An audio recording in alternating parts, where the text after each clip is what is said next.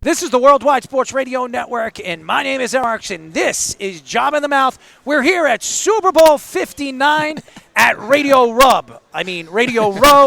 And I'm definitely not a genie, and I'm definitely not going to rot in a bottle. But we're here with somebody who's an advocate, a person that really looks up for many different things. And this is a guy that I have a lot of respect for. I read about him, and now we have him on the show.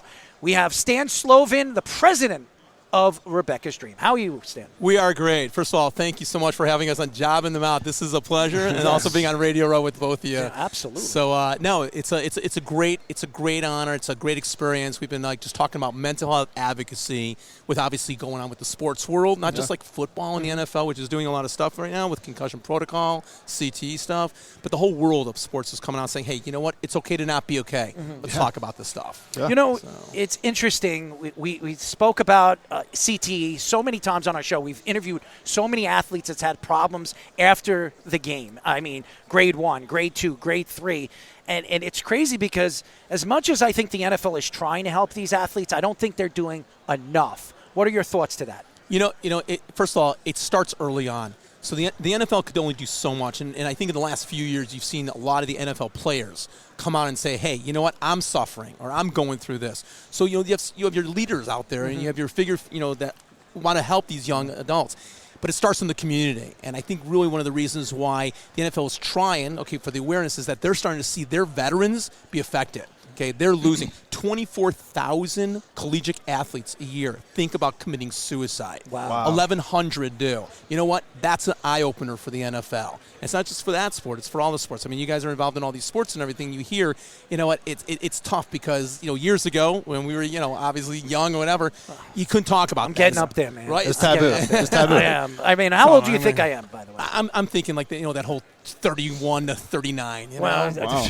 That's a compliment. That's a compliment. I'm 42. I'm everybody's elder. You look here. 50. How old am I? I'm a Chicago. I'm going to say 39. What do you think? All right. Who's your daddy? Well, you're definitely not if you're 39. Oh, man. Yeah.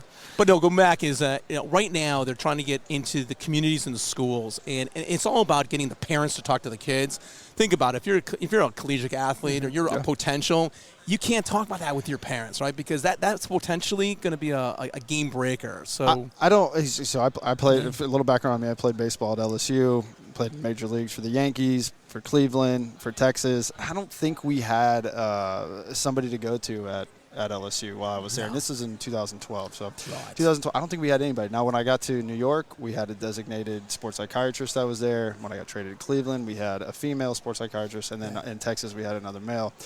And I found it easier to go to the female and talk. And, I don't think you really know until it's too late. Like, man, I got anxiety. Like, right. And so I think it's great, man. I think it's great that people are talking and athletes are talking because you have to be right up here if you want to be at your best. So this is interesting.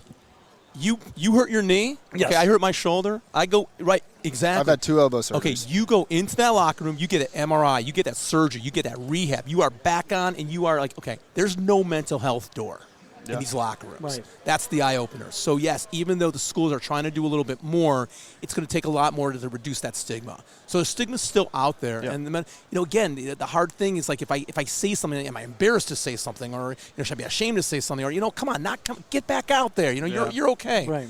It's not. It's a real disease. So Rebecca's Dream, what we're trying to do is not only bring awareness and education, we're trying to get the communities involved at that younger level. So that, that grammar school, middle school, high school, college, so when they get to that professional fee and they get to that area, it's not the first time. Have a good foundation. Good foundation, good infrastructure, and that's really what mental health is all about. And by the way, you're seeing it also gymnasts. I was just about to get into that. Disorders. Yeah, let's talk about it. I really wanted to get into that because in Michigan State, obviously, we know what happened quite a few years ago, and somebody got jammed up in jail and is probably getting jammed up right now from a guy named Bubba. But right now, you look at what's going on. I mean, Biles, she actually didn't even want to finish the Olympics for almost 8 years ago because of the situation, and then she came back. She won all these different gold medals. She's probably one of the most decorated Olympians we've ever had, and the way she's fought through all these problems that she probably has and probably will have for the rest of her life is pretty amazing. When you look at all the different things that you've seen over the last couple of years, especially to women, what would you say would be the best thing for them to do if something like this happens to them? First of all, you saw this in the gymnastic world. You're seeing it in the figure skating world. You're seeing it in the tennis world, right? You need to be able to talk about it and not be looked at as, hey, you know what? We can't talk about mental health anymore. So what's happening is that the days, of saying, hey, you know what? Yeah. The stigma and all that. But here's the thing. You got to be able to check in because a lot of these athletes are under a lot of pressure. You remember that in baseball, okay? Yes. I mean, you're under total pressure. You're under contract pressure. You're under performance pressure. And what about when you're done? Yeah. Okay, all these athletes. It's been the hardest. Transitioning out of the game has been the hardest for me. Obviously, you go with the day-to-day anxieties while playing, but you're very focused on what you want to do. Now, when the phone rings and it's your turn to pitch, like leading up until that point, you're pretty anxious because unless you know when you're going to pitch, it's like then the phone rings and then it kind of goes away. Right. But after the game, and then post, and then getting into the off season, and then where's my next contract going to be? Where's this? And it's like you deal with a lot of stresses, and that's there. But I think when you retire, you get out of the game, that transition phase is way more stressful because the checks stop coming in. Yeah. And I was fortunate enough to play a little while to have a little bit of a security blanket, but I don't want to I don't want to keep digging into that, right? So it's like, you see your bank account going down. The cameras, the applause, the crowd. It goes away. Yeah, and how do you deal with that? Well, this is where I think three things.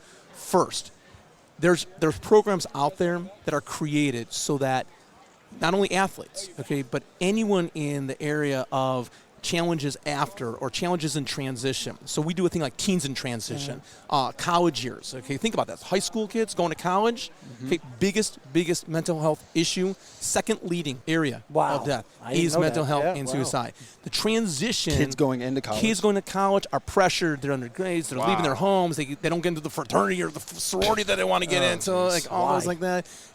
Everything, but we're older. We can handle it. Yep. They're in those years with the mentality and the mental capacity is not there to handle those pressures. So what's there? Schools, administrators, municipalities, companies. Companies like wellness. NFL. Is getting the message of we got to tackle this thing. But the NFL is still kind of behind also, and they're doing things for their veterans, and they have like a mental health awareness thing. They have programs for the athletes, and they have for the coaches. What we don't think about is the staff. We're thinking about how do we take care of this like $100 million contract guy that doesn't want to go out on a Sunday afternoon because he's not feeling too good. Oh no, you got coaching staff, you got back office, you got front office, and they're on year-to-year contracts sometimes. And it's like if you perform, maybe get it next year. If not. Right. We'll see you. Yeah. So I think the world of sports, all the sports and everything right now is going through the same area. I think that they're taking examples, going back to LSU again, all right? Some of the schools are ahead, some are not. Here's the difference. You don't want to be reactive to this area. No. Reactive is not a good thing in mental health. So we want to be proactive, and that's the difference. That's what I think is the change that's happening. The stigma is still out there. All right, the world is still not accepting. My message to obviously your listeners: if you're a parent and you have any issue or potential issues that the child is going to, have a conversation, open up that dialogue, have a meaningful conversation, have a discussion, because we don't want to be reactive in this world. We want to be proactive. Coaches need to be more proactive with their players. Screen them, coach them, get into that, find out if they're having those issues. And then the last one is transition. When you have kids that are transitioning, athletes that are transitioning, don't leave them. Have those associations. Retired Players Association has to play a much bigger role on making sure that these athletes that have spent 3, 5, or 7 years, but have 20 to 25 years, are able to have good capacity with mental health resources, education, and awareness. We're here with Stan Slovin, the president of Rebecca's Dream. He's doing so many big things, trying to help awareness to a lot of people that have mental issues, and I'm one of them. So you could probably help me. I mean, I'm a little lost sometimes.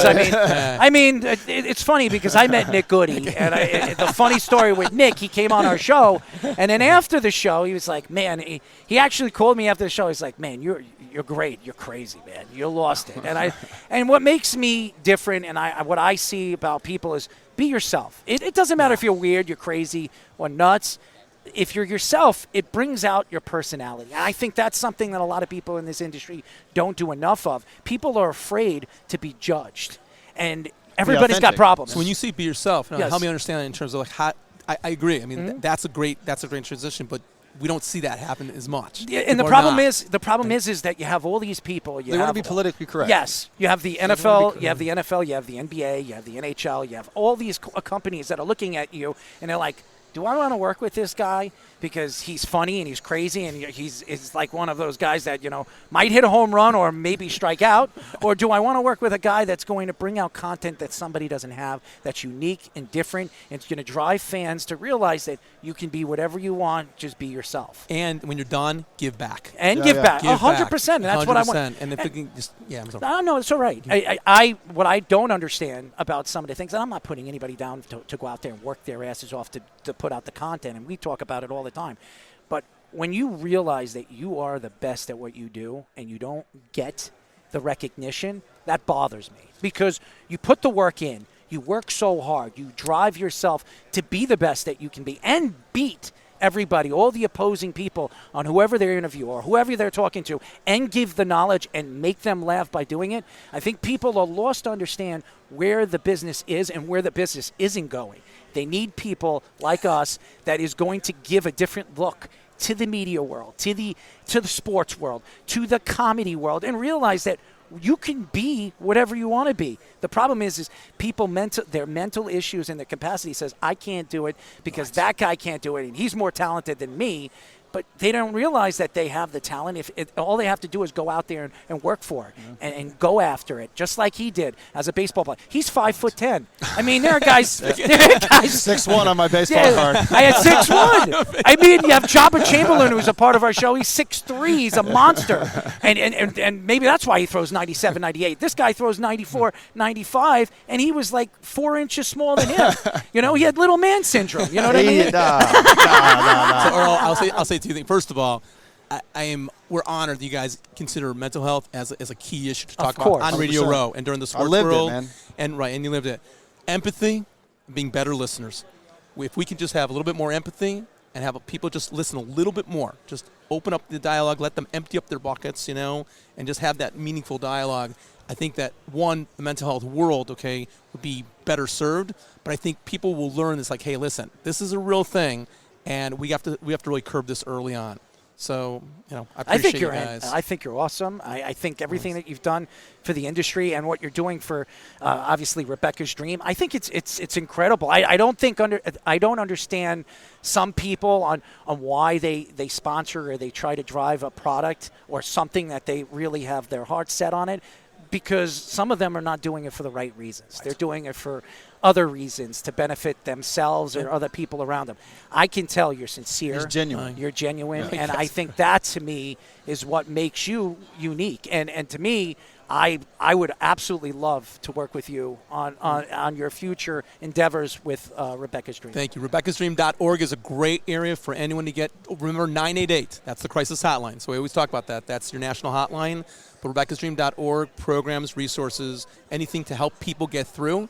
And we'd love to work with you guys as well. One question before we let you go. Okay, this is, and you have to tell me the truth here. Cubs won the World Series. Bears are not going to win the Super Bowl. And yes, and we are from Chicago, so three-peat is key for us. You guys know that we developed three-peats. Oh, really? Okay. Oh, there he goes. Here we go. Now he's starting to hit home runs, baby. Fish, help me here. Fish is smelling up. There's a spot in Chicago. What is it called? Is it Hot Dog Heaven or something? Hot Dog Heaven, deep dish pizza. Where they give the shakes. You ever got a chocolate shake? I had the shakes. Wiener Circle. Wiener Circle. Shake. Oh, bro, my agent. Oh, you like the hot dogs. He likes the sausages. He likes the sausages. My agent sent me in there. He loves sausages. Oh, Italian sausage. Yeah, he likes the Wiener Circle burns down every 7 years. You know why? They need a new place. I bet. They're shaking too much. Yeah, they're shaking too much. What's your favorite sausage, by the way? Favorite sausage? Yeah. Do you like it hot? Do you like it long? Do you like it thick? What do you like? Oh, goodness. See what I'm saying? He needs mental health, dog. I'm a good Italian Jew from Chicago. Okay, I like the Italian I'm Jewish sausage. too, so there you go. See, that's what you short got to sausage. do. Well, mine's a little. I like it like I like it. Anyway, Stan, we really appreciate you. Oh my God! Thank you so Earl, much. Thank you much. Thank you guys. Hey, bro. It was great. Yeah, Stan bro. Slovin, Too, president man. of Rebecca's Dream. Heck yeah. We'll be back after this.